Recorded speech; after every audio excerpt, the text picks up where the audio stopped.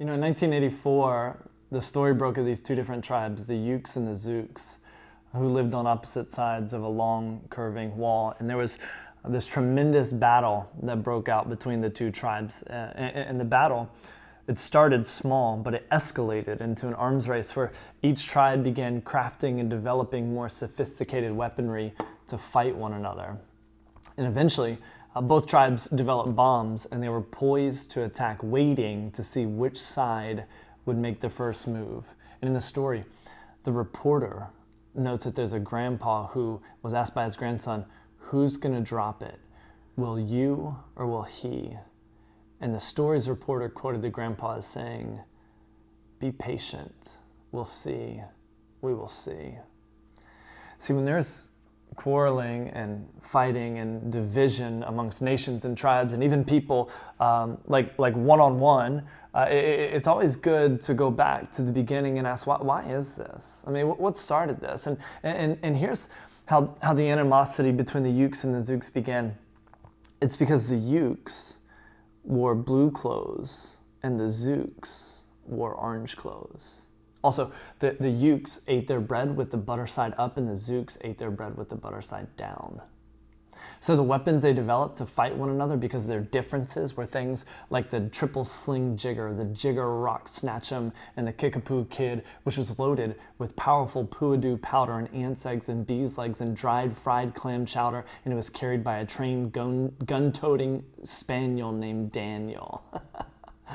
See, this whole incident that went down was known as the Butter Battle, where the Utes and the Zooks, because they wore orange or blue and ate their toast with the butter side up or down, allowed not just a wall to divide them, but their differences as well. And they decimated one another because of it. See, Dr. Seuss, and that's how you say it, Seuss, not Seuss, I know.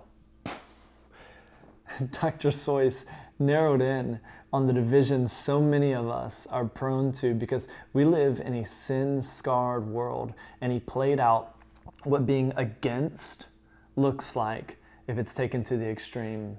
He published the Butter Battle book the same year he turned 80 against the backdrop of the Cold War, and the book was so controversial, one Canadian library removed it from the shelves. Right? A kid's book shedding light on the destructiveness of division was controversial and removed.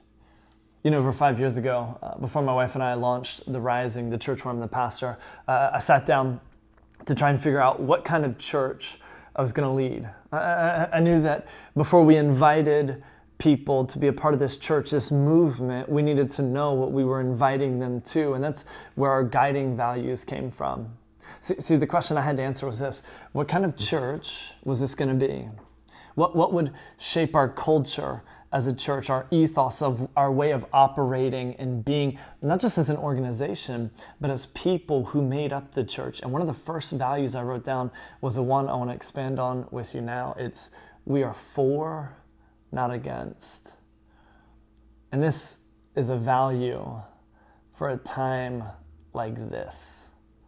I didn't write this value down over 5 years ago for this moment that we're living in right now. I wrote this value down because this value is timeless, transcending even moments like this, speaking into and applying to moments like this.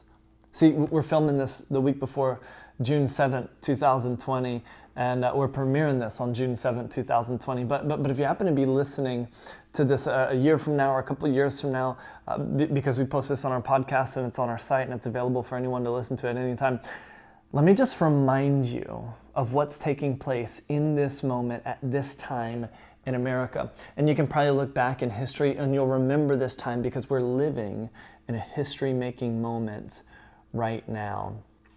See, there's this global pandemic that's swept the world. I mean, here in America and in other places in the world, the economy has been shut down. Like, as of this recording, over 40 million people are unemployed.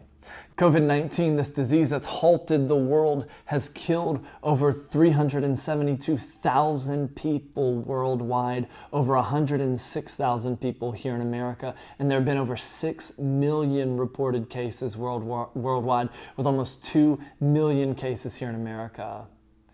And states right now, they're slowly opening back up and trying to figure out what it looks like. And there are people who are screaming for everything to open, and then there are people who are shouting for things to stay shut down.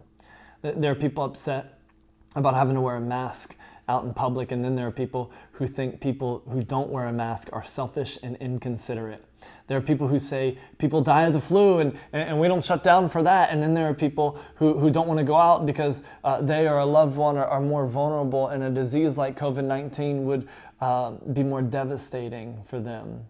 So there's this pandemic happening, and we've all had our lives interrupted and halted, and we've been isolated and cooped up. We're trying to figure out what today looks like, let alone next week, next month, and so on, right?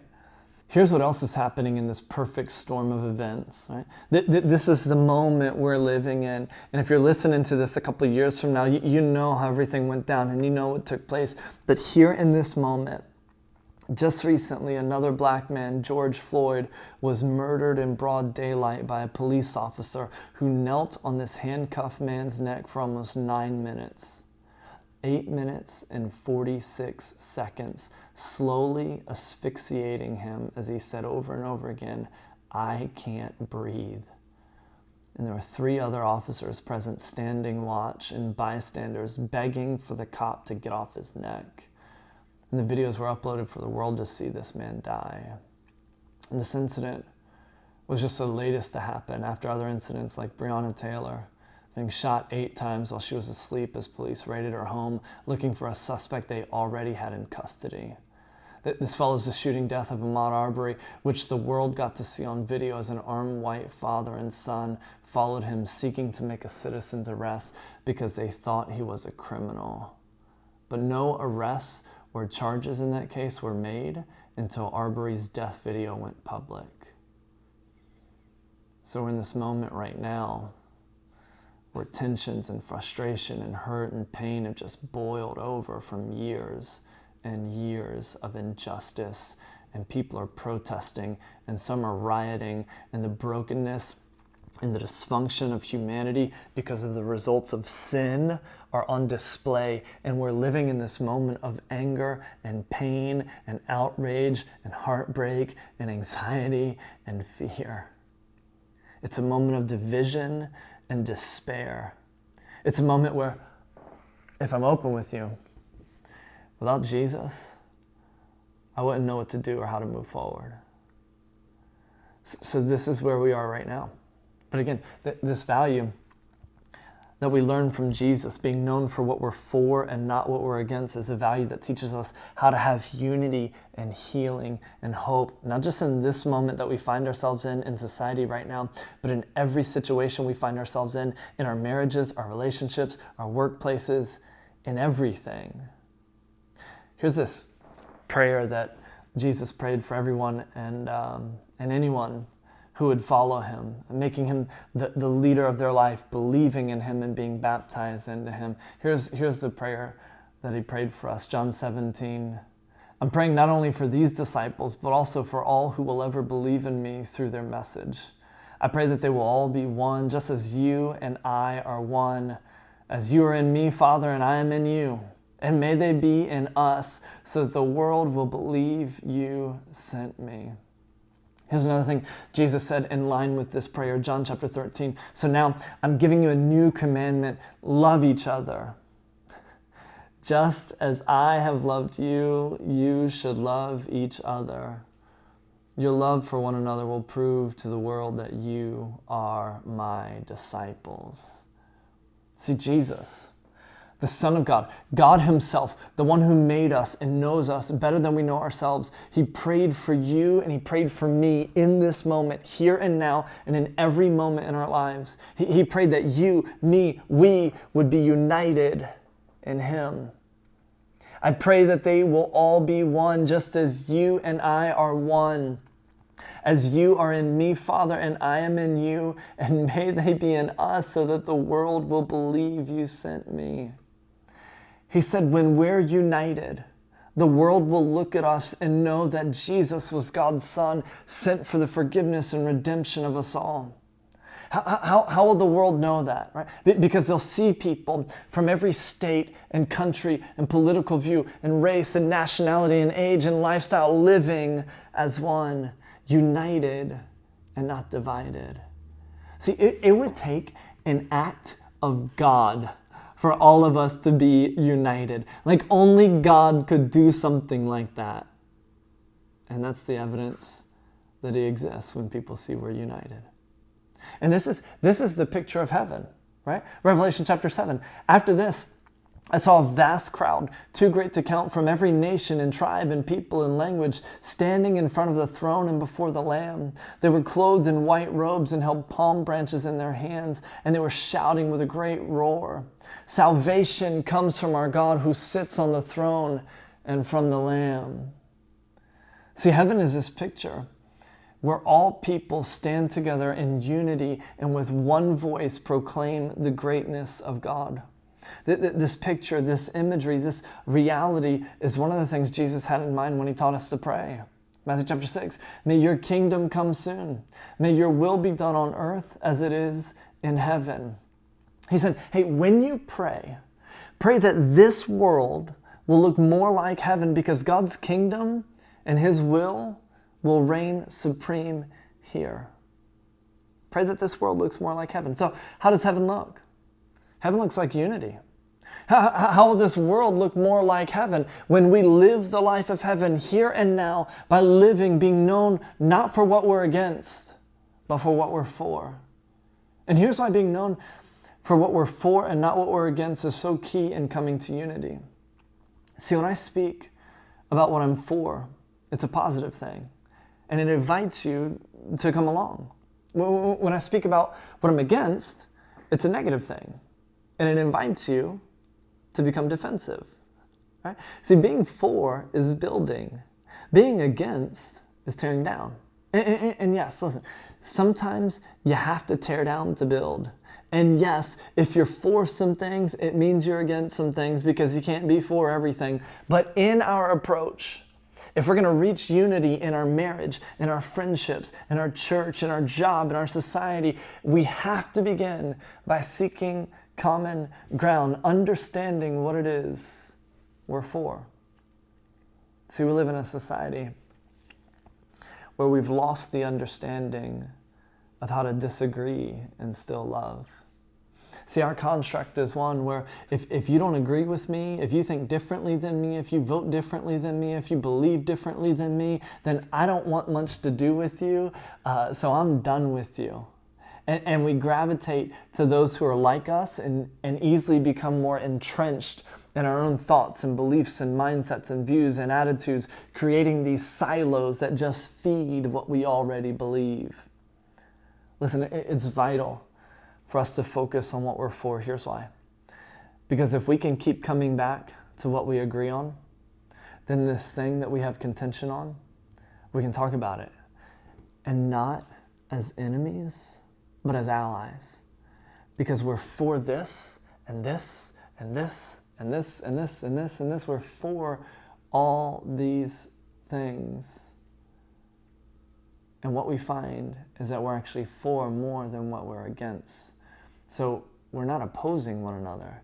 We're standing with one another, seeking to be united together. See, the problem when we're known for what we're against, when we live from a posture of being against, is we can be so similar.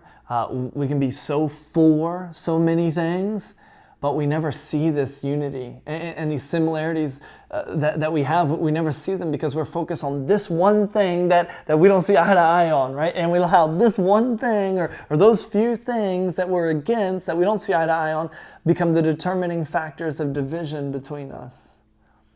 So what if we approach life not from a standpoint with do I agree with what you're saying or do I disagree with it? Because that's how most responses are started and stated, aren't they? I mean, whether it's in in person or on someone's feed, someone says something and automatically, the response is, well, I disagree with, or I agree with. And what if we just approach one another, not filtering people and thoughts and ideas through this grid of, do I agree or do I disagree? Well, I disagree, so I'm writing you off and I'm going to go to war with you. I agree, so I have your back until I disagree with something that you say, and then I'll write you off. But what if instead of responding with I agree or disagree, what if we responded with this approach of, I just want to listen and understand and learn and see what needs to change in me or how I can grow from this? I mean, what if we let the words of James, Jesus' brother, be our response and approach to one another? Here's what James said. Again, Jesus' brother, this guy who spent time with Jesus. He said, understand this, my dear brothers and sisters. You must all be quick to listen, slow to speak, and slow to get angry. Human anger doesn't produce the righteousness God desires. So get rid of all the filth and evil in your lives and humbly accept the word God has planted in your hearts, for it has the power to save your souls. You know, I never saw this before in reading this passage, and I've read it hundreds of times, but James says to get rid of all the filth and evil in your lives right after instructing us to be quick to listen, slow to speak, slow to become angry. So watch. When I'm slow to listen, the opposite. When I'm quick to speak and I'm quick to become angry, according to James, that's filthy and evil. Why? Because it leads to division, and Jesus' desire for me and for you is that we would be united in him, not divided. And you've seen the division, haven't you? I mean, the best place to see our dysfunction and division is all over social media. And listen, social media isn't the problem. We are, because we are the ones posting our division. I mean, just in the past few weeks, we've posted our division over masks or no masks. Black lives matter, all lives matter, cops' lives matter, protests, riots, indifference, silence, Democrat, Republican, COVID's real, COVID's a conspiracy. It's like the only thing we aren't divided on is the truth that Carol Baskin killed her husband. And if you're listening to this 2 years from now, that's a Tiger King reference, but you already know Tiger King. You watched it. It was a documentary that came out in 2020. Anyway, this is a historical year. But when we become the kind of people who are known for what we're for and not what we're against, then we adopt this approach where we wonder, what do we have in common, right? What do we resonate with? What's the solid ground we can both stand on? I mean, wherever you're having disagreements in life, if it's in a relationship, if it's at home, at school, at work, in church, in society, wherever there's a disconnect, we stop. What if we did this? We stopped. We became quick to listen, slow to speak, slow to become angry, and found the common ground, moving forward with what we were for. So look, stop the disagreements in your marriage. Find out what you're for and move forward from that place. Stop the bitterness in your friendship. Figure out what you're for and move forward from that unity. Stop the divisiveness in politics, race, economics, religion, lifestyles. Find what you're for and allow that to be the uniting factor to bring together two seemingly opposing sides. Because often what we're fighting for is similar, but we're fighting over our differences in that. So what are you for? What are you for? Here's what I'm for. I want to see if you can get with me on this. I'm for love. I'm for grace. I'm for hope. I'm for joy. I'm for equality. I'm for justice. I'm for peace. I'm for forgiveness. I'm for kindness. I'm for understanding. I'm for goodness. I'm for gentleness. I'm for reconciliation. I'm for redemption. I'm for life. I'm for freedom. And I'm for the power of the resurrection to reign supreme in my life, in your life, so that together we can stand united as a picture of heaven here on earth. See, if the Ukes, who wore blue and ate their bread with the butter side up, and the Zooks who wore orange and ate their bread with the butter side down. Just took a moment to look past their differences, to see just how similar they were. Perhaps an arms race never would have happened, and the wall that divided them could have come crashing down as they worked together to live in unity and harmony with one another. If only. If only they chose to be known for what they were for, and not what they were against. What will you be known for?